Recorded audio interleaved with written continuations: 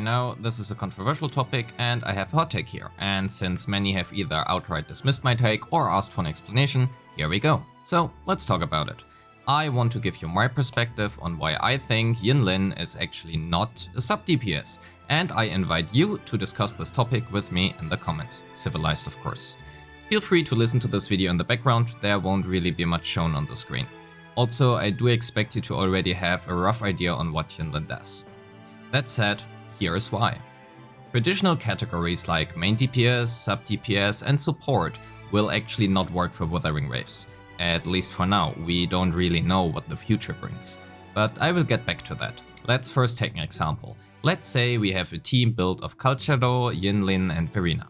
Let's now imagine our Contextual is doing 300,000 damage within 20 seconds and Yinlin is doing 200,000 damage, but only needs 10 seconds. We will ignore Verena for now. In that scenario, Contextual would do more damage than Yinlin, but takes also significantly longer. This means, for this specific example, that Yinlin actually has higher DPS than Contextual. So just going by the term main DPS, which unit would now be our main DPS? The one dealing more damage or the one dealing more, well, DPS? Given how Wuthering Waves endgame is time-based, DPS will always have a greater importance than just raw damage output. At least as long as said time-based content exists and has any value. If a unit can dish out extreme amounts of damage in a short time frame but needs a long time to recharge, that also might just change things based on the encounter. So let's take the same team, but this time we make Contextual and Yinlin level 1 and Verena level 90. Now Verena does the most damage and DPS. Is Verena now our main DPS? Well, yeah, she is. You get my point. The main DPS of any team will always be either the one dealing the most damage or the one dealing the highest DPS, whereas personally I prefer to measure by the latter. Next, let's have a look at Yinlin's kit. We will start with her inherent skill, Deadly Focus. The damage of Resonant skill Lightning Execution is increased by 10% when hitting targets marked with Sinner's Mark, and Yinlin's attack is increased by 10% for 4 seconds when this is triggered. This passive literally requires Yinlin to stay on field and use her full basic attack combo in the matter of skill, 4 times basic, and skill again, to actually make good usage of this. And during the skill window, her skill reads the following.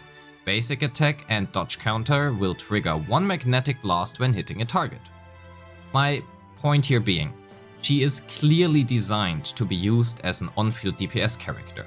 Yes, sure, she also has some off-field damage capabilities, and as well as her outro skill, which buffs the next character. But do you know who else does? Danjin. So is Danjin now a sub-DPS because she buffs the next character? Many would probably argue no.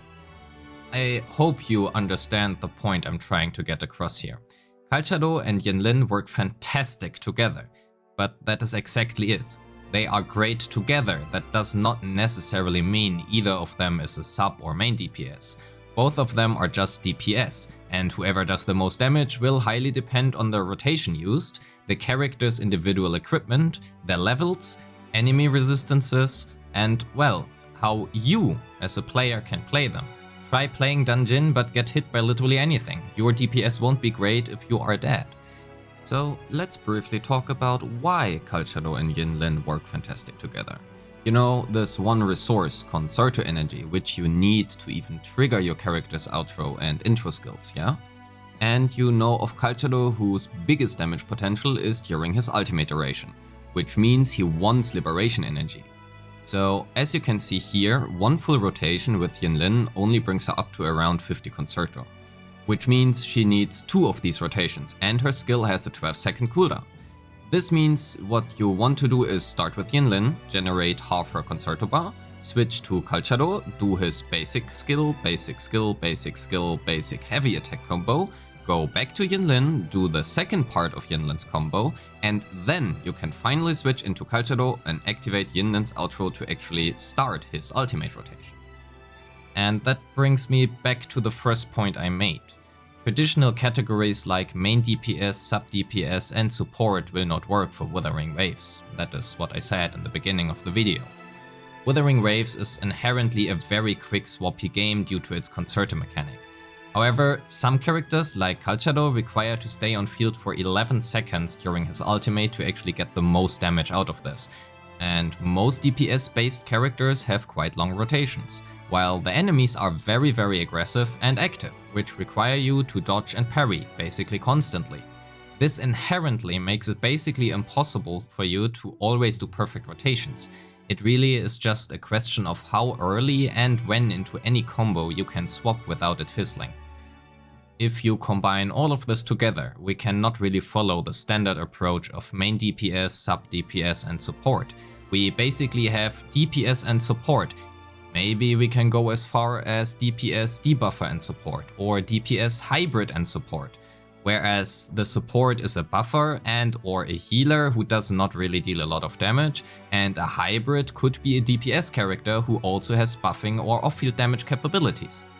When creating a guide or tier list, it does not really matter who in theory does the most damage in the team. In the end, that is highly dependent on the team itself, and you as the player who has to know exactly which one of your character is currently the strongest.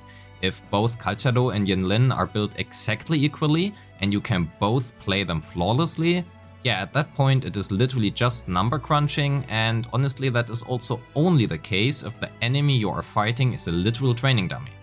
But that is not realistic. There is a reason why most players use solo Danjin against the holograms instead of full teams.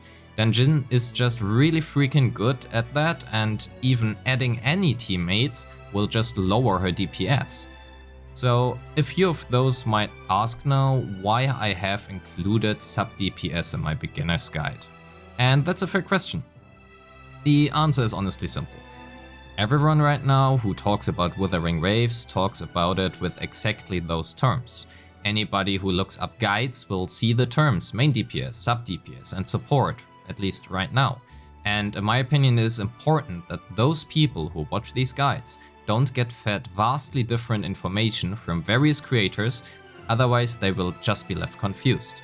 In hindsight, maybe I should have avoided these terms, but I honestly don't know. In the end, we will have to wait until influential sites like Pritwin will establish some common terms, so everyone can be on the same page. What these terms actually are doesn't matter as long as all have a common understanding of it. To conclude this, whatever terms we decide for, even if we go for main DPS and sub DPS, who exactly will be your main DPS will always depend on your team, and by that I mean your team specifically. Not that one in the guide with perfect substats and equipment. I hope I made my point clear. Feel free to comment on it, actually I invite you to, and please share your perspective. Join the Discord and also let's have a discussion over there. Thank you so much for watching and have a great day. Peace.